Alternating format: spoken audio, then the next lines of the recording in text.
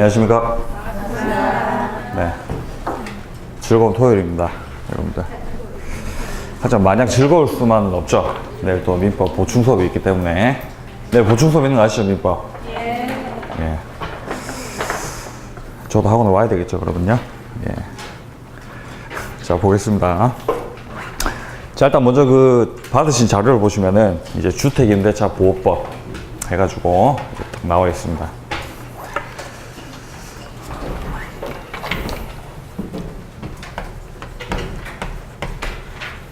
주택임대차 보호법입니다.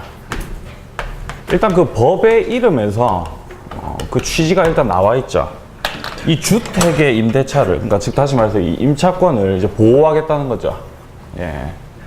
보호를 받아야 마땅합니다. 자, 예를 들어서 을이라고 하는 애가 임차인입니다. 임차인인데 예를 들어서 이제 임대차 이제 계약해가지고 잘 살고 있었는데 갑자기 이제 주인이 바뀌는 거죠. 예? 그래서 이렇게 병이라고 하는 이 신소유자가 등장을 했을 때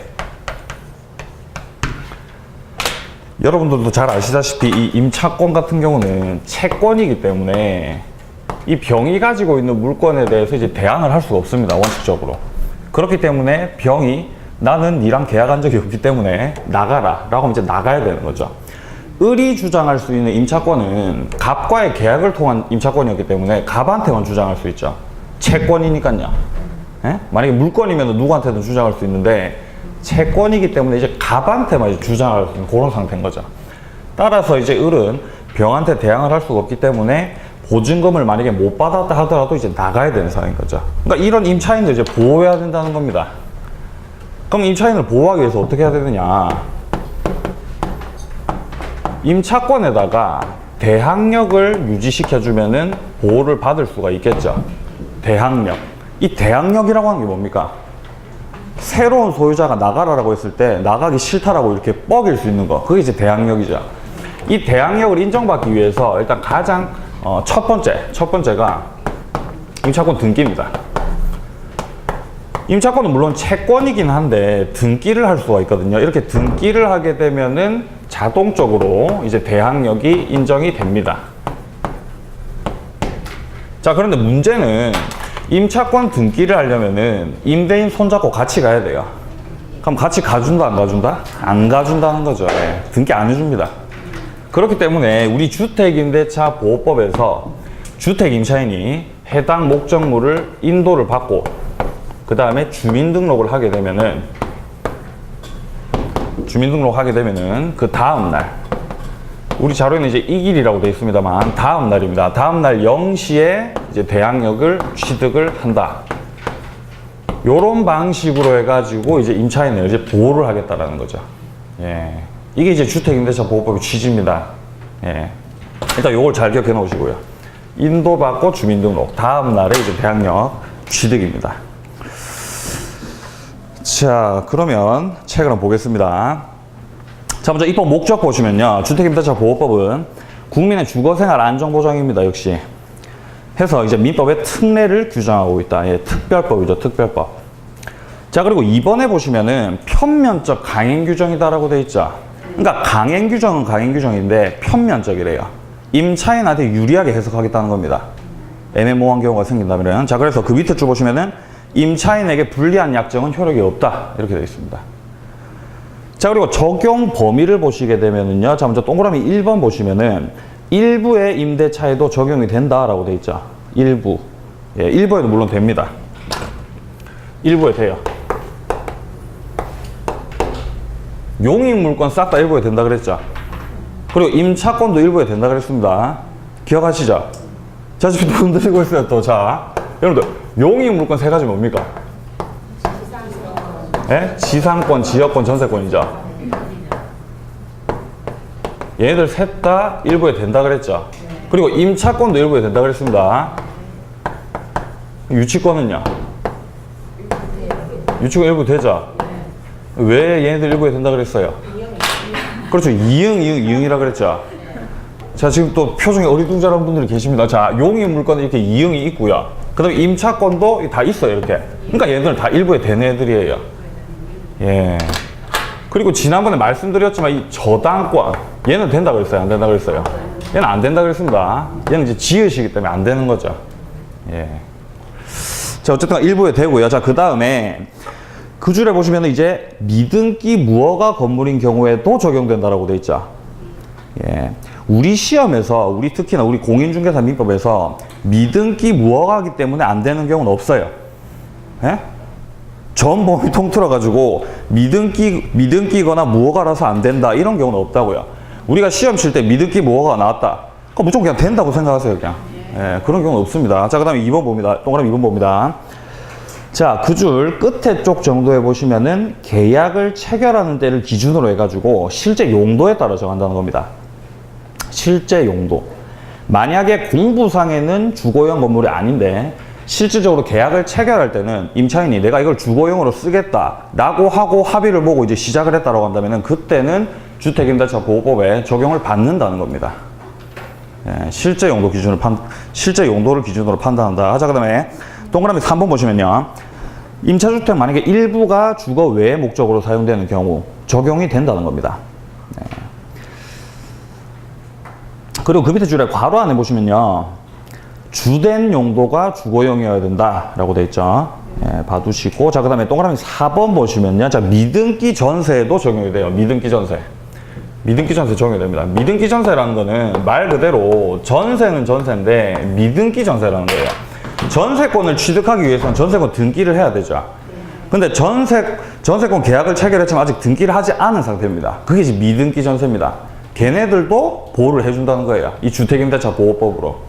예, 그 말이고요. 자, 그 다음에 동그라미 5번에 보시면은 국민주택기금을 재원으로 해서 저소득층 무주택자에게 주거생활 안정을 목적으로 전세임대주택을 지원하는 법인이 주택을 임차한 후 지방자치단체 장 또는 해당 법인이 선정한 입주자가 주택인도와 주민등록을 마칠 때는 적용된다라고 되어 있죠. 자, 이게 무슨 말이냐 보겠습니다.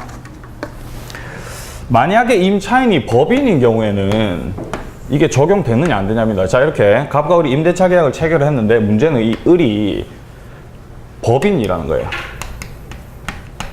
법인. 이 법인 같은 경우는 원칙적으로 적용이 안 됩니다. 주택임대차 보호법상 보호를 못 받아요. 왜 그럴까요? 법인은 주민등록번호가 없어요. 그렇기 때문에 보호를 못 받습니다. 원칙적으로. 자, 그런데 예외적으로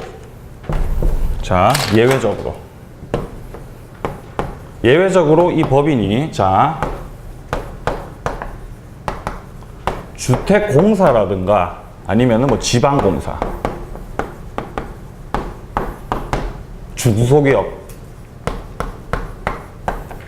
이런 경우라고 한다면은 이제 대항력을 인정을 해주겠다라는 겁니다. 왜 대항력을 인정을 해주냐면은 LH에서, 그러니까 주택공사 LH죠. LH가 뭐 주택이 됐든 아파트가 됐든 그런 것들을 이렇게 임대차를 해가지고 이거를 전대차 하는 방식을 취해가지고 이 병이라고 하는 이 집 없는 가난한 사람들을 위해서 이 사람들을 이제 전차인으로 하는 그런 형식을 취해가지고 이제 주택을 제공을 하는 거죠. 예? 근데 이 전차인들이 당연히 보호를 받아야 된다는 거예요. 따라서 이 전차인이 해당 목적물을 인도를 받고 주민등록을 하게 되면은 이 임차인한테, 법인인 임차인한테 대항력을 인정을 해준다는 겁니다. 이해되세요? 자, 여기서 주의하실 점은요. 전차인이 대항력을 취득하는 게 아니라 임차인이 대항력을 취득한다고요. 잘 기억해 놓으십시오. 예. 예, 임차인이 대항력을 취득한다고요. 법인은 원칙적으로 적용을 받을 수가 없는데 예외적으로 이런 경우에는 대항력을 인정을 해준다는 겁니다. 예, 상대적으로 약소한 이 전차인 보호를 위해서죠. 자, 그리고 동그라미 6번에 보시면은 첫째 줄에 중소기업에 해당하는 법인이 소속 직원의 주거용으로 주택을 임차한 뒤에 법인이 선정한 직원이 해당 주택을 인도받고 주민등록을 마쳤을 때 대항력을 취득한다라고 되어 있죠. 뭐 똑같은 취지입니다. 을이 중소기업이고 전차인이 이제 직원인 경우에 그때도 직원이 해당 목적으로 인도받고 주민등록하게 되면은 이 중소기업에 대해서 법인에 대해서 대항력을 인정을 해주겠다 이 말입니다. 예, 이해되시죠? 좋습니다. 넘어가겠습니다. 자, 적용 제외가 나와 있습니다. 일시 사용을 위한 임대차가 명백하다 그러면 적용되지 않습니다. 뭐 당연한 말이고요. 자, 그다음 동그라미 변에 영리법인이다 그러면 적용되지 않습니다. 예, 영리법인 안 돼요. 자, 뭐 동그라미 3번도 뭐 그런 취지고요. 자, 그다음 밑에 관련 판례 보시면요. 1번에 임대차 계약의 주된 목적이 주택을 사용 수익하려는 것이 아니고 실제로는 소액 임차인으로 보호를 받아서 선순위 담보권자의 우선에서 채권 회수를 목적으로 한 것이라면 소액 임차인으로서 보호할 수 없다라고 되어 있습니다. 자, 여기서 이 소액 임차인이다라는 말을 여러분들 딱 보시게 되면은 뭘 떠올리셔야 되냐면요. 최우선 변제권을 떠올리셔야 돼요. 지금 최우선 변제권 우리 자료 뒤에 이제 나오게 되는데 지금 판례가 등장을 했기 때문에 미리 조금 말씀드리겠습니다. 자, 을이 임차인입니다. 예, 근데 이렇게 하면 안 되고, 자, 을이 저당권자입니다. 자, 해당 목적물에 저당권이 일단 1순위로 있고 2순위로 만약에 임차권이 지금 들어와 있는 상태입니다. 그런데 최우선 변제권이 기타 지역에는 어떻게 규정이 되어 있냐면은 만약에 보증금이 5천만 원 이하라고 한다면은 이 5천만 원, 보증금 5천만 원 중에서 1,700만 원에 대해서는 최우선적으로 변제를 받을 수 있게 해줘요. 그게 이제 최우선 변제권입니다. 예를 들어서 진주에서 만약에 임대차 계약을 체결했다. 근데 그 보증금이 5천만 원 이하짜리였다. 그러면은 그 중에서 1,700 같은 경우는 순위에 상관없이 저당권자보다 우선해가지고 받아갈 수가 있다는 거예요. 임차인이 아시겠습니까? 예, 이게 이제 최우선 변제권인데, 자, 문제는 지금 우리 판례 나와 있는 거는 이 임차인이 주택을 사용 수익하려는 게 아니고 채권 회수를 목적으로 한 거죠. 그렇기 때문에 이 병이 갑한테 가지고 있는 채권을 회수하기 위해서 명목상에 임대차 계약만 체결을 해놓고 거기서 살지는 않았다는 거예요. 이런 경우에는 최우선 변제권을 인정해 줄 수 없다라는 겁니다. 네, 아시겠죠? 자, 그 말이고. 자, 그럼 2번 보시면요. 자, 우선 변제권을 행사할 수 있는 주택 임차인으로부터 임차권과 분리된 임차보증금 반환 채권만을 만약에 양수했다. 그러면은 우선 변제권 행사할 수 없다라고 되어 있습니다. 여기서 나와 있는, 갑자기 뜬금없이 지금 우선 변제권이 나와 있는데요. 우선 변제권도 뒤에 나옵니다. 우선 변제권 행사를 위해서는 아까 전에 주택과 인도받고 주민등록하면 대항력을 취득을 하죠. 이 대항력을 취득한 상태에서 계약서에다가 확정일자를 받게 되면은 이제 우선 변제권을 바로 취득을 하게 됩니다. 예. 자, 그런데 지금 우리 판례 나와 있는 거는 이 을이 우선 변제권을 가지고 있는 임차인인 경우에 만약에 보증금을 반환받을 수 있는 채권이 있겠죠, 을이. 보증금 반환 채권. 이 채권만을 만약에 넘겼다라는 거예요, 다른 애한테. 이런 상태에서 병이 보증금을 반환받을 수 있는 채권만 만약에 넘겨받았다라고 한다면은 그 채권을 가지고 우선 변제권을 행사할 수는 없다라는 겁니다. 임차인이 우선 변제권 행사를 하는 것이지 그 채권만 가지고 있다고 해서 우선 변제권 행사를 못한다 이 말입니다. 예. 자, 지금 조금 이해가 안 되실 수도 있는데 뒤에 계속 나오니까 괜찮습니다. 자, 그다음 그 밑에 대항력 보시면요. 자, 먼저 의의를 보시면, 자, 대항력이란 주택 소유자가 변경된 경우에 임차인이 새로운 소유자에게 자신의 임차권을 주장할 수 있느냐. 이게 이제 대항력이죠. 이번에 보시면은 임차권은 채권이기 때문에 직접 계약을 한 임대인에게만 주장할 수 있을 뿐 새로운 소유자한테는 대항할 수 없죠. 자, 따라서 임차인은 법에서 요구하는 대항 요건을 갖춰야만 이제 대항을 할 수가 있는데, 자, 요건 부분에 보시면요. 1번에 임차권 등기를 하면은 즉시 대항력과 우선 변제권 발생합니다. 근데 문제는 등기를 안 해준다는 거죠. 자, 그리고 동그라미 2번에 보시면은 임차권 등기를 하지 않은 경우에도 임차인이 주택의 인도를 받고 주민등록을 마친 때 그 이길, 자, 다음 날서부터 제3자에 대해서 이제 대항력이 인정이 된다라는 겁니다. 자, 그리고 그 밑에 줄에 확정일자는 대항 요건이 아니다라고 되어 있어요. 확정일자는요, 우선 변제를 위한 겁니다. 예, 헷갈리지만 구분 잘 해놓으십시오. 인도받고 주민등록 받는 거는, 주민등록 하는 건 이제 대항력을 위한 것이고, 확정일자는 우선 변제를 위한 겁니다. 자, 그 다음에 동그라미 3번에 보시면요. 자, 대항력 유지하기 위해서 계속 존속해야 돼요. 주민등록이. 예. 그래서 전입을 다른 데로 옮기면 안 됩니다. 예, 계속 하고 있어야 돼요.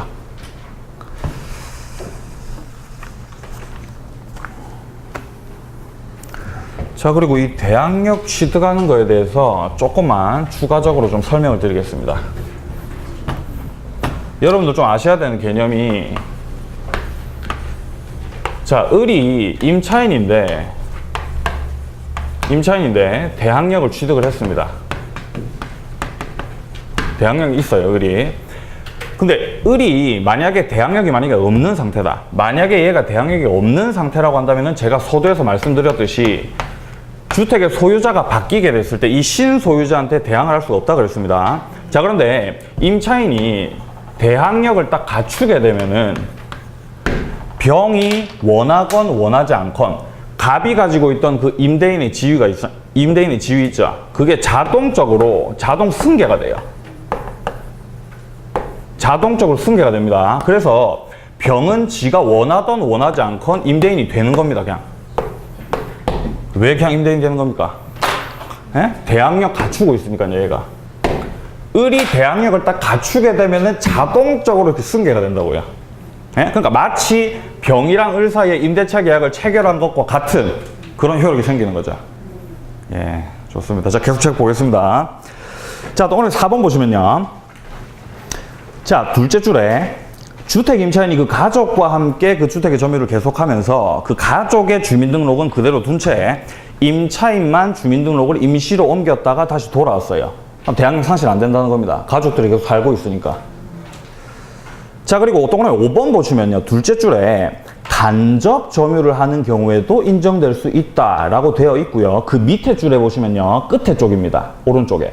전차인이 점유를 하고 또 그의 이름으로 주민등록함으로써 대항력권 갖춘 경우에는 임차인도 대항력을 취득한다라고 되어 있습니다. 자, 을이 임차인입니다. 을이 임차인이고 을이 전대차를 했다는 거예요. 전대차 계약을 통해서 병이 전차인이 되었습니다. 자, 근데 이 상황에서 이 전차인이 해당 목적물을 인도를 받고 주민등록을 하게 된다면 을한테, 임차인 을한테 대항력을 인정을 해준다는 거예요. 근데 이 을 같은 경우는 지금 임차인이기도 하지만 전대인이죠. 그러니까 간접 점유를 하고 있다는 겁니다. 그러니까 간접 점유의 형태로도 얼마든지 대항력을 인정을 받을 수가 있다는 겁니다. 전대차를 하게 된다면. 그 말이었고요. 자, 그다음 그 밑에 6번 봅니다. 공동주택. 자, 아파트 연립 같은 경우는 안 헷갈리는데 이 다세대 같은 경우는 집원뿐만 아니라 동호수까지 정확하게 넣어야 되는데 이 다가구 같은 경우는 집원만 기재하는 것으로 충분하다라고 돼 있죠. 이거 시험에 나오면 엄청 헷갈립니다. 진짜 이거. 예. 자, 잘 구분해 놓으십시오. 자, 이 다세대 같은 경우는 동호수가 정확하게 들어가야 돼요. 근데 이 다가구 같은 경우는 동호수가 정확하게 안 들어가도 됩니다. 자, 다세대 같은 경우는 가장 대표적으로 빌라 같은 거 생각하시면 돼요. 이 빌라 같은 경우는 분명히 호수가 다 있죠, 제각각. 그렇기 때문에 그 호수를 정확하게 넣어줘야 된다는 겁니다, 전입신고를 할 때. 근데 이 다가구 같은 경우는 뭐 이런 거죠. 네? 뭐 2층짜리 주택 이런 거죠. 뭐 이런 식으로. 네? 그래서 주인이 이제 2층에 살고 1층에 이제 임차인이 살고 있을 때 이런 경우에는 동호수를 안 넣어도 된다는 겁니다. 집원만 정확하게 넣었으면은 괜찮다는 거예요. 잘 보면 다세대 다가구 헷갈리시면 안 됩니다. 근데 엄청 헷갈려요, 진짜 이게. 자, 그 다음에 밑에 효과 보겠습니다. 자, 동그라미 1번 보시면요. 자, 주택이 매매된 경우에 자, 대항력 발생 시기가 매수인의 소유권 이전 등기 일자보다 빨라야 매수인에게 대항할 수 있다라고 되어 있습니다. 자, 따라서 전입 신고 일자와 소유권 이전 등기 일자가 같은 날이다. 그러면 새로운 소유자에게 대항할 수 없다. 이 문장 이해되십니까? 만약에 같은 날에 갑이 병한테 갖다 팔면서 을도 이제 주택임대차 계약을 체결했다 이 말입니다. 자, 예를 들어서 을이 이제 임대차 계약을 통해서 임차인이 되었습니다. 그래서 이제 동사무소 찾아가가지고 자, 인도받고 동사무소 찾아가서 주민등록을 했어요. 근데 같은 날에 팔았다고요. 그러면 만약에 병도 같은 날에 소유권 등기를 하고 을도 같은 날에 주민등록을 했다라고 한다면은 이럴 때는 이제 을이 지겠죠. 왜냐면 다음 날부터 효력이 발생하니까요. 얘 같은 경우는 등기를 한 순간서부터 바로 소유자가 이렇게 딱 됐고, 그 다음에 이제 얘가 그 다음 날에 이제 효력이 발생을 하기 때문에 이제 진다는 겁니다. 병한테 대항을 못 해요, 이런 경우에는. 예. 그러니까 이런 걸 악용할 수가 있겠죠. 예.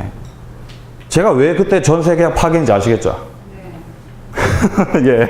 자, 그럼 2번 봅니다. 주택이 경매된 경우에는 대항력 발생 시기가 최선순위 저당권 설정 등기일보다 빨라야 경락인에게 대항할 수 있다. 자, 따라서 전입 신고일자와 최선순위 저당권 등기일자가 같은 날인 경우에는 경락인에게 대항할 수 없다라고 되어 있습니다. 똑같은 취지죠.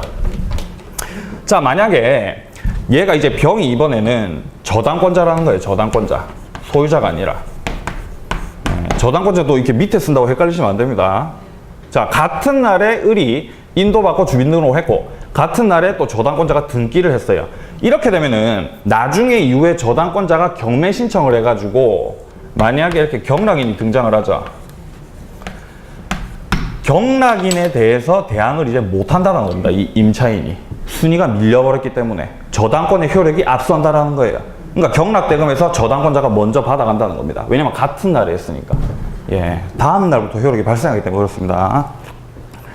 자, 그 다음에 동그라미 3번 보시면요. 경매 절차에서 임차주택의 대지만을 매수한 자는 임대인의 지위를 승계하는 임차주택의 양수인에 해당하지 않는다라고 되어 있습니다. 임차주택을 매수하지 않고 대지만 매수했다라고 되어 있습니다. 자, 무슨 말이냐면요.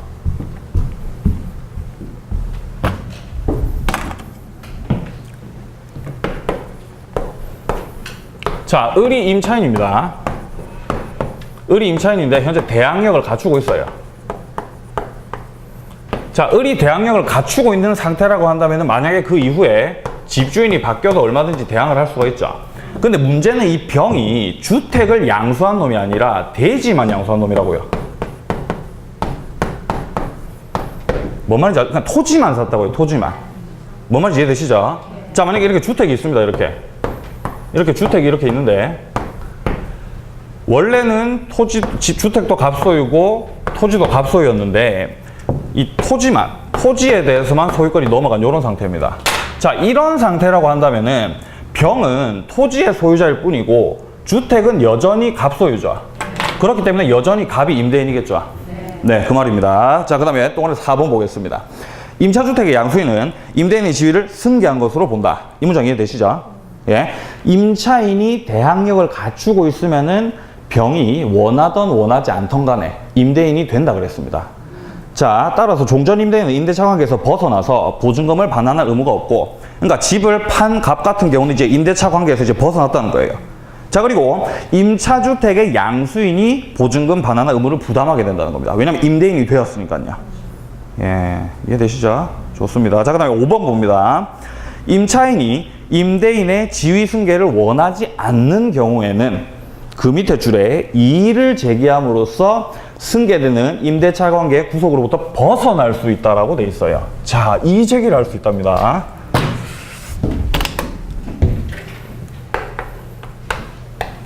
자, 을이 현재 임차인입니다. 자, 임차인인데 물론 뭐 대항력 갖추고 있겠죠. 지금 갑이 해당 목적물을 팔락을 하는 거예요. 근데 새로운 주인이 마음에 안 드는 겁니다, 을이. 예? 보증금을 못 받을 것 같아요, 나중에. 문제가 생길 것 같습니다, 뭔가. 그래가지고 을이 이의를 제기하는 거죠. 이렇게 이의를 제기를 해도 갑은 얼마든지 팔 수는 있어요. 팔 수는 있는데 문제는 이런 경우에는 이제 을한테 보증금을 줘야죠. 임대차 계약 관계가 남아있다라고 하더라도 을이 이의를 제기해가지고 보증금을 받고 여기서 벗어날 수 있다고요. 나갈 수 있습니다. 이해되시죠? 뭔 말인지? 예, 그 말입니다. 자, 그 다음에 그 밑에 계속 봅니다. 6번입니다. 임대차 존속 중 임차주택이 경매되는 경우에는 임차인이 대항력과 우선변제권이 있는 경우 임대차가 종료되기 이전이라도 우선변제를 청구할 수 있다. 뭐 당연한 말이겠죠. 경매 절차가 진행되면은 임대차가 계속 존속 중에 있다고 하더라도 우선변제권 행사해가지고 당연히 받아갈 수 있어야 되겠죠. 예, 지금 뭐 그런 취지고요. 넘기겠습니다.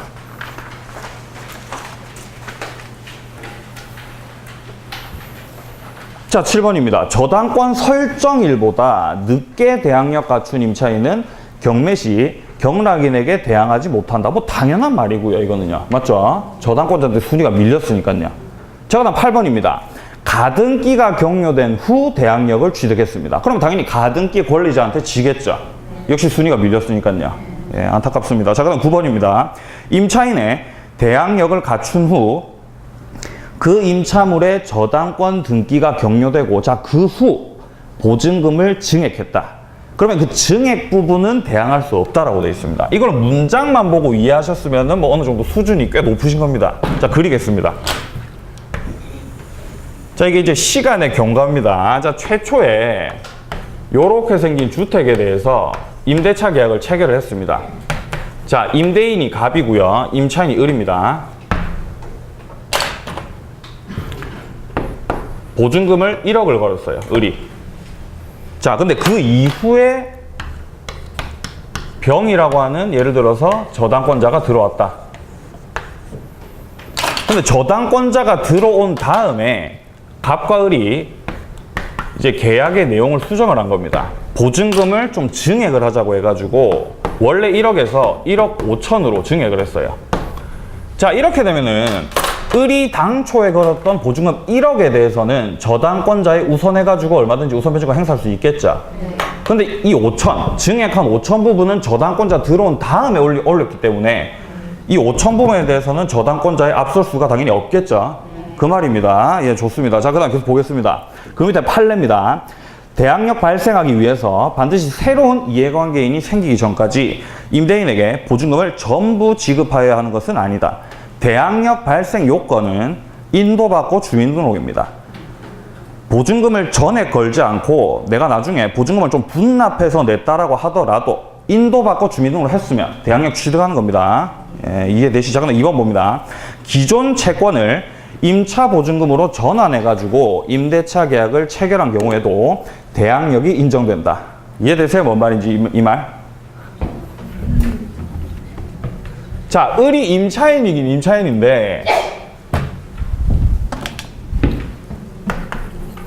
자, 을이 임차인입니다. 그렇죠. 을이 임차인인데 을이 임차인이라고 하면 안 되죠. 자, 을이 채권이 있어요. 갑에 대해서 받을 돈이 있는데 어쨌든 간에 갑이 소유하고 있는 그 목적물에 을이 살아야 되는 상황이 생겨가지고 내가 어차피 받을 채권이 있기 때문에 내가 보증금을 걸지 않고 건 걸로 치고 임차인이 되겠다 이 말입니다. 그런 경우에도 대항력 취득할 수 있다 이 말입니다. 예, 이해되시죠? 예, 퉁치자 이거죠. 자, 그 다음에 그 밑에 3번입니다. 주민등록이 임차인의 의사에 의하지 않고 제3자에 의해서 임의로 이전이 됐다. 그렇다라고 하더라도 대항력은 유지된다고 되어 있습니다. 만약에 집주인이 악의적으로 주민등록을 옮길 수가 있습니다. 임차인의 주민등록을. 예. 그렇다 하더라도 대항력 유지된다는 겁니다. 예, 보호를 해야 되기 때문에. 자, 그 다음 그 밑에 직권 말소와 대항력 보겠습니다. 자, 동그라미 1번에 임차인의 의사와 무관하게 주민등록이 행정기관에 의해서 직권 말소가 됐습니다. 그러면은 임차권은 대항력을 당연히 상실을 하게 됩니다. 여기서 말하는 이 직권 말소라는 게 그 공무원들이 이제 집에 찾아가지고 이제 호구 조사 같은 거 하죠. 근데 사람이 없어요. 다시 찾아가도 없고 계속 찾아가도 없습니다. 그렇게 되면 이제 직권 말소를 시킵니다. 그 해당 주민등록을요. 그러면 당연히 대항력을 잃어버리겠죠. 예. 자, 최초에 대항력을 취득을 했습니다. 임차인이. 자, 근데 그 이후에 공무원이 찾아와가지고 직권 말소 시켜버렸어요. 사람이 없으니까. 근데 알고 봤더니 여행 갔던 거였어요. 여행 갔다 돌아왔습니다. 예? 여행 갔다가 돌아왔는데 이걸 다시 회복을 해야 됩니다. 잃었던 대항력을 다시 회복을 해야 되는데, 문제는 이 회복을 할 때 주민등록법 소정에 이의제기를 통해서 하는 방법이 있고, 아니면은 다시 재전입을 하는 방법이 있습니다. 이렇게 두 가지 방법이 있어요. 근데 만약에 이의제기를 통해서 만약에 주민등록을 다시 회복을 하게 된다라고 한다면은, 이 직권 말소가 됐던 순간으로 이렇게 소급을 해가지고 대항력이 쭉 다시 유지가 돼요. 이해되시죠? 뭔 말인지? 원래는 그러니까 이 시기 동안에는 대항력이 좀 없죠. 근데 이의제기 절차를 밟아가지고 회복을 하면은 소급을 해가지고 쭉 이제 대항력 유지가 된다는 거죠. 따라서 이 중간에 뭐 다른 뭐 제3의 이해관계인이 생겼다 하더라도 계속 그 순위가 유지가 됩니다. 자, 근데 문제는 이의제기를 밟지 않고 그냥 재전입을 했어요. 재전입을 만약에 하게 되면은 이제 직권 말소가 되고, 그 이후에는 이렇게 효력이 없다가 재전입한 순간서부터 이제 대항력이 생기는 거죠. 그러니까 중간이 텅 비게 된다는 겁니다. 그러니까 만약에 새로운 이해관계인이 많이 등장을 하면 이제 밀리겠죠. 그렇게 되면. 이해되시죠? 차이를? 예. 자, 어떻게 나오는지 보겠습니다. 자, 먼저 동그라미 2번에 보시면요. 자, 주민등록법 소정에 이 절차에 의해서 재등록이 이루어졌다.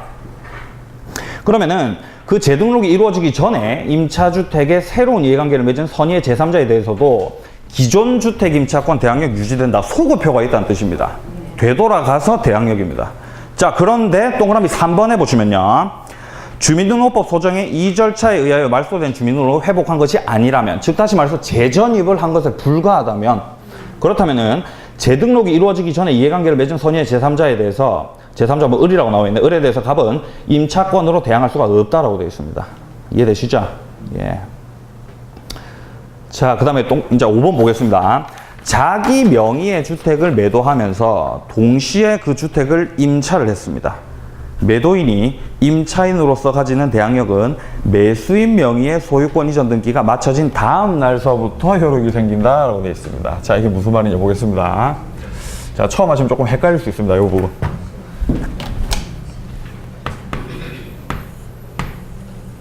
자, 갑이 예를 들어서 최초의 소유자입니다. 갑이 소유자인데 을과 매매 계약을 체결한다는 거예요. 매매 계약을 체결해가지고 소유권을 을한테 넘기고, 그 이후에 연달아서 내가 소유권은 얘한테 넘기지만 아직까지 이 집에 좀 볼 일이 남았기 때문에 추가적으로 임대차 계약을 체결을 해가지고요, 소유권 넘긴 이후에 갑이 임차인이 된 경우입니다. 이거 뭐죠? 어디서 했죠? 그렇죠. 점유계정이죠. 예, 이거 점유계정입니다, 지금 점유계정 말씀하신 분들은 아주 그냥 열심히 하신 겁니다. 이게 진짜 대단하신 거예요. 여기서 점유계정을 떠올렸다는 것 자체가요. 예, 점유계정입니다. 자, 근데 이 상황에서 그러면 어느 순간서부터 갑이 임차인이 됐긴 됐는데 어느 순간서부터 대항력을 인정을 해주냐 이 말입니다. 문제는 갑이 애초에 소유자였기 때문에 애초에 지금 전입이 계속 되어 있어요. 이 집에 계속 쭉 살아온 겁니다. 주민등록이 애초에 돼 있었어요. 그러면 예를 들어서 매매계약 체결하고 그 다음에 이제 임대차 하게 되면은 거의 뭐 예를 들어서 그 주택에 한 20년 정도 살았으면 20년 전서부터 대항력을 인정해 줘야 됩니까? 그건 아니라는 거예요. 그럼 언제부터 인정해 줄 거냐? 우리 지금 책에 나와 있죠. 얘한테 이렇게 소유권을 넘겨가지고 을 명의로 등기를 한 다음 날서부터 이제 갑의 대항력을 인정을 해주겠다 이 말입니다. 예, 좀 어렵죠? 예, 이해하려고 하지 마세요. 자, 그 다음에 5번, 6번 조금 비교를 해야 되기 때문에 6번 연달아 보겠습니다. 자, 갑이 병회사 소유 임대아파트의 임차인인 을로부터 아파트를 임차를 해가지고 전입신고를 마치고 거주하던 중 을이 갑회사로부터 위 아파트를 분양받아 자기 명의로 소유권 이전 등기를 경영한 경우에 갑은 을 명의의 소유권 이전 등기가 경영. 자, 이때는 또 즉시 대항력 취득이네요. 자, 어떤 상황인지 보겠습니다. 자, 병이 일단 최초의 소유자고 지금 을이 임차인이라는 거예요. 자, 을이 임차인의 상황에서 지금 갑이 전차인입니다. 자, 요런 상황인데, 자, 이런 상황에서 갑이 현재 첫 번째 주 보시면은 임차인인 을로부터 임차해가지고 전입신고를 마치고 거주하고 있기 때문에 어쨌든 간에 갑이 인도받고 지금 주민등록을 한 상태죠. 자, 이렇게 되면 누구한테 대항력 인정해준다 그랬어요? 임차인한테 대항력 인정해준다 그랬습니다. 그러니까 을이 이제 대항력을 갖추는 거예요. 자, 근데 문제는 이런 상황에서 병과 을이 이후에 매매 계약을 통해 가지고 소유권을 넘겼단 말입니다. 그러면 이제 등기가 이렇게 넘어가겠죠? 예, 그래서 이제 이럴 때는 을한테 이렇게 등기가 넘어간 즉시 을한테 있던 대항력이 여기로 이렇게 넘어가는 거예요. 갑한테. 갑이 이제 대항력 갖추는 거죠. 자, 지금 이전에 했던 요거 같은 경우는 등기가 넘어간 다음 날 지금 대항력 취득이죠. 근데 얘 같은 경우는 등기 넘어간 즉시 취득이란 말입니다. 왜 그러냐면은 이때 같은 경우는 전차인을 보호해야 될 필요성이 있습니다. 왜냐하면은 전차인으로 살고 있었는데 만약에 등기가 넘어가고 그 다음 날에 만약에 대항력이 취득이 된다면 기존에 만약에 저당권자라든가 이런 애들이 있었다면은 이제 망하죠. 이제 그러면요. 망합니다. 그러면요. 바로 순위가 끝순위로 가요. 그렇게 되면요. 예. 그렇기 때문에 전차인을 좀 보호를 해야 될 필요가 있는데 이런 경우 같은 경우는 갑이 최초의 소유자였기 때문에 만약에 저당권자가 있다라고 하더라도 지선에서 얼마든지 해결을 할 수가 있는 상황이었기 때문에 그냥 원칙적으로 다음 날에 대항력을 인정을 해주면 된다 이 말입니다. 이런 상황에서는요. 갑을 굳이 그렇게까지 보호할 필요가 없다고요. 근데 이런 경우는 보호를 해줘야 된다고요. 지금. 예? 전차인이 지금 큰일 날 수가 있습니다. 예. 자, 5번, 6번 잘 비교해서 좀 정리해 놓으시고요. 예. 자, 넘기겠습니다. 아, 예, 이제 유명한 그 공무원 착오 나옵니다. 자, 7번에 보시면은, 자, 임차인이 전입신고를 올바르게 했는데, 자, 전입신고서를 올바르게 썼는데, 담당 공무원이 착오를 했대요. 그래가지고, 주민등록표상에 신거주지 지번이 다소 틀리게 되었다 하더라도 대항력 인정된다고 되어 있습니다. 자, 근데 문제는 8번을 보시면은, 자, 정확한 지번과 동호수로 주민등록 전입신고를 작성 제출했는데 담당 공무원이 착오로 수정을 요구를 해가지고 잘못된 지번으로 수정하고 동호수 기재를 삭제한 주민등록 전입신고서를 다시 작성 제출해가지고 그대로 주민등록이 됐다. 그때는 또 대항력 인정할 수가 없대요. 도대체 차이가 뭐죠 이게? 도대체 뭔 차이죠 지금? 자, 제가 차이를 말씀드리겠습니다. 자, 일단 먼저 이 7번, 8번 둘 다 우리 공무원 분께서 착오를 하셨대요. 공무원 착오입니다. 자, 공무원이 착오를 했습니다. 자, 첫 번째 같은 경우는 공무원이 생짜배기로 그냥 착오를 한 거예요. 그렇기 때문에 이런 경우에는 이거 공무원 잘못이죠. 예? 공무원 지가 잘못한 겁니다. 이런 경우는 대항력 인정해준다는 거예요. 임차인한테 잘못 없습니다. 자, 그런데 문제는 자, 착오를 했어요, 공무원이. 자, 근데 착오를 한 이후에 임차인한테 야, 니가 잘못된 거 아이가? 이렇게 수정을 요구를 했어요. 잘못됐으니까 다시 쓰라고요. 이렇게 수정을 요구를 했는데 거기에 대해서 임차인이 응해가지고 지가 직접 지손으로 수정을 했어요. 자, 이렇게 된 경우라고 한다면 이때는 임차인도 어느 정도 책임이 있다라고 보기 때문에 잘못 쓴 네 책임이다. 따라서 대항력 인정을 안 해준다라는 겁니다. 이 차이를 아시겠습니까? 담당 공무원 말 안 들어야 됩니다. 그렇기 때문에. 예, 억울하죠. 좀 억울할 수 있죠. 자, 근데 어쨌든 비교를 하셔야 됩니다. 우린 그런 생각 하시면 안 돼요. 예? 자, 자, 7번 같은 경우는 담당 공무원이 그냥 지 혼자서 착오해가지고 잘못 전입신고를 했다. 그러면 이제 대항력은 인정이 됩니다. 임차 잘못 없어요. 근데 8번 같은 경우는 담당 공무원이 수정을 요구를 해가지고 임차인 지도 이제 착각해가지고 수정을 했습니다. 자, 이렇게 되면 이제 임차인한테도 좀 책임이 있다라고 보여지기 때문에 대항력 인정이 안 된다 이 말입니다. 잘 비교해 놓으십시오. 거부를 하면 괜찮죠. 예, 거부하면 괜찮죠. 자, 그 다음에 9번 보겠습니다. 주택임차인으로서의 우선 변제를 받을 수 있는 권리와 전세권자로서 우선 변제를 받을 수 있는 권리는 근거 규정 및 성립 요건을 달리하는 별개의 것이기 때문에 전세권자로서 배당 절차에 참가해서 전세금 일부에 대해서 우선 변제를 받은 사유만으로는 변제받지 못한 나머지 보증금에 기한 대항력 행사에 어떤 장애가 있을 수 있다고 볼 수 없다라고 되어 있습니다. 어렵죠, 뭔 말인지. 자, 보겠습니다. 자, 예를 들어서 자, 을이 임차인입니다. 을이 임차권이 있어요. 자, 근데 이 상황에서 이제 후순위로 저당권자가 들어온 겁니다. 자, 그런데 문제는 을이 이후의 값과 전세권 설정 계약을 통하고 등기를 해가지고 전세권자까지 된 거예요. 이럴 수 있습니까? 그러니까 을이라고 하는 애가 임차권, 대항력 있는 임차권도 갖추고 전세권도 갖출 수 있나요? 흔들립니까? 얼마든지 가능합니다. 둘 다 가질 수 있다고요. 예? 나는 임차권도 가지고 전세권도 가지고 됩니다. 얼마든지. 돼요. 자, 헷갈리지 마세요. 자, 되는데 이런 경우에는 이제 임차권자로서의 우선 변제권도 있고 그 다음에 전세권자로서의 우선 변제권도 있고 따로 있는 거예요. 각각 별개 것입니다. 자, 그리고 임차권자로서의 대항력이 있죠. 예? 이것도 별개로 있는 것이고 전세권자로서의 대항력도 별개로 있는 거예요.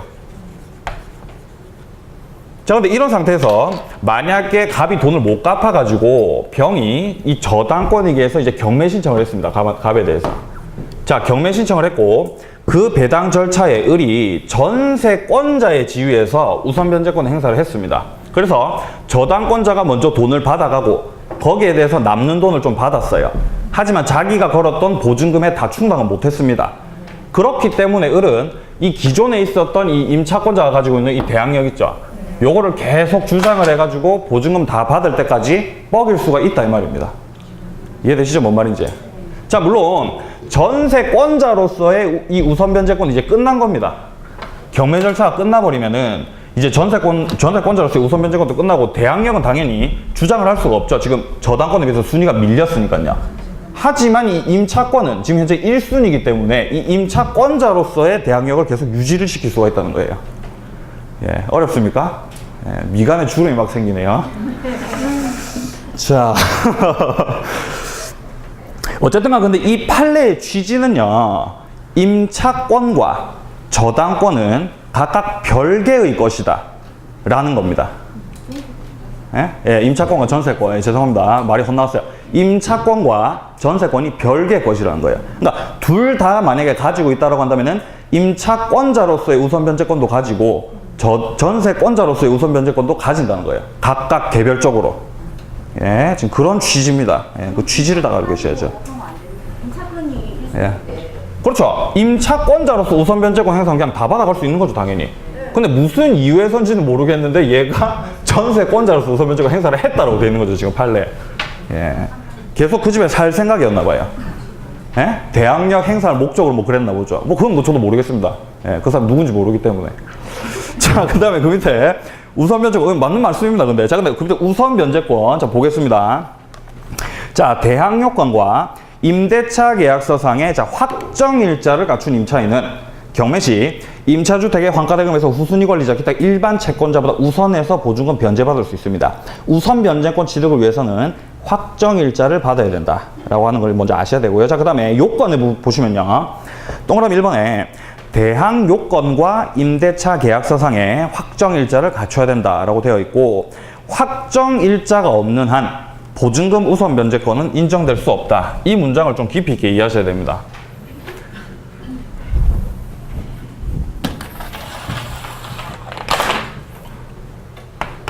자, 확정일자를 갖추게 되면은 우선 변제권이 인정이 되는데요. 문제는 확정일자만 갖춘다고 해서 우선 변제권이 인정이 되는 게 아니라 대항력을 갖춘 상태에서 확정일자를 갖춰야 된다는 거예요. 그러니까 대항력이 있고 그 다음에 확정일자를 갖춰야 된다고요. 자, 예를 들어서 임차인이 최초로 인도받고 주민등록을 했습니다. 그 이후에 만약에 확정일자를 갖췄어요. 그러면 우선 변제권 언제 인정됩니까? 그렇죠. 확정일자 갖춘 즉시 그날에 바로 이제 우선 변제권 인정이 돼요. 이해되시죠? 뭔 말인지. 자, 그럼 만약에 확정일자를 먼저 갖췄어요. 확정일자를 먼저 갖추고 그 이후에 해당 목적물을 인도받고 주민등록을 했습니다. 그러면 언제 우선 변제권이 발생합니까? 이날에 발생합니까? 가 아니라 다음 날이죠.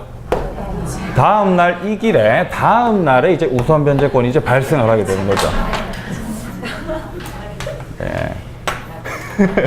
자, 그 다음에 자, 그럼 만약에 같은 날에 인도받고 주민등록 한 다음에 이제 성질 급해가지고 바로 확정일자까지 받았어요. 이러면 이제 언제 우선 면제권 인정됩니까? 그렇죠. 다음 날이죠. 이해되시죠? 이제 뭔 말인지.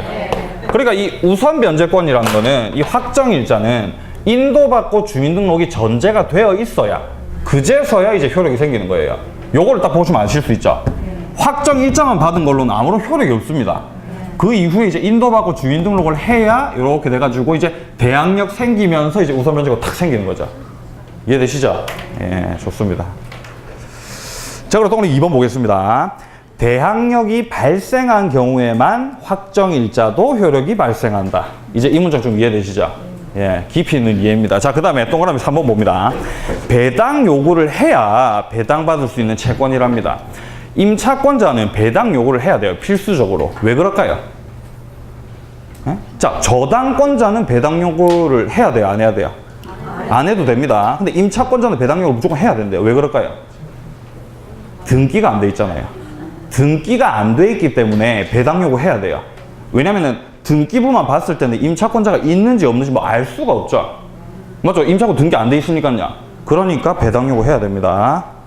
자, 그 다음에 동그라미 4번에 우선 변제 받기 위해서 배당 요구 종기까지 대항력은 계속 존속하고 있어야 되고요. 네. 계속 전입 옮기면 안 됩니다. 자, 그 다음에 동그라미 5번입니다. 주택의 임차인이 임차권의 대항력 취득하고 임대차 계약서상에 확정일자를 갖춘 후에 다른 곳으로 주민등록 이전했다가 재전입했습니다. 나갔다가 다시 들어왔어요. 그러면 임대차 계약은 그대로 동일하기 때문에 다시 확정일자를 받을 필요는 없겠죠. 확정일자는 그대로 그냥 가만히 있는 거예요. 예, 대항력이 나갔다가 다시 들어온 거죠. 그럼 이제 우선 변제권이 없어졌다가 다시 생기겠죠.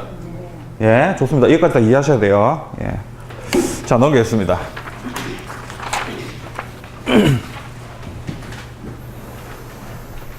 자, 동그라미 1번에 임차인은 임차권에 기한 경매 신청권은 없기 때문에 강제 경매를 신청해야 된다. 이 문장 이해되십니까? 만약에 저당권자가 경매 신청을 하면 그거는 임의 경매라 그랬죠. 네. 하지만 임차권자는 강제 경매죠. 왜냐하면 판결을 받아야 되거든요. 내가 지금 보증금을 못 받고 있기 때문에 판사님 빨리 판결 때려주셔가지고 제가 경매를 좀 하게 해주세요. 이렇게 판결문을 받아가지고 그걸 근거로 해가지고 이제 경매를 신청하는 거거든요. 그렇기 때문에 이건 강제 경매입니다. 임차권자가 하는 거. 자, 그 다음에 동그라미 2번입니다. 보증금 반환 청구 소송을 통한 확정 판결 기타 이에 준하는 채무 명의에 기해 강제 경매를 신청하는 경우에 자, 민사집행법 41조 규정에도 불구하고 반대 채무의 이행 또는 이행의 제공을 집행 개시 요건으로 하지 않는다라고 되어 있습니다. 여기서 말하는 반대 의무라는 게 뭐냐면은 임차인이 해당 목적물을 반환할 의무를 말하는 겁니다. 자, 지금 을이 이 임차인의 지위에서 판결을 받아가지고 지금 경매를 신청을 합니다. 경매를 넣는데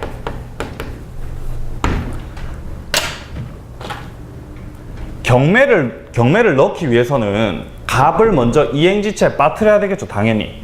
근데 이행지체에 빠뜨리기 위해서는 을 자기가 자기의 뭡니까? 채무를 이행을 해야 되죠. 그럼 동시에 하는 것이 당연한 거죠. 을의 채무가 뭡니까? 해당 목적물 반환하는 거죠. 그러니까 이렇게 되는 거죠. 내가 목적물을 반환을 했음에도 불구하고 아직도 갑이 보증금을 안 주기 때문에 내가 경매 신청을 한다. 이렇게 되는 게 정상적인 민법의 범주입니다. 그런데 이 주택임대차 보호법에서는 기존에 원래라면은 이 채무를 이행을 하고 그 다음에 이제 경매 신청을 해야 되는 건데 이 임차인은 사회적 약자로서 보호가 필요하기 때문에 이러한 채무 반환을 해야 되는 이 채무를 하지 않고서 그러니까 즉 다시 말해서 계속 그 임차주택에 살면서 자 제가 여기서 말하는 이 채무라는 게 반대 채무의 이행의 제공 요걸 말씀드리는 겁니다. 계속 그 집에 살면서 경매를 청구할 수 있다는 겁니다. 이해되세요? 뭔 말인지?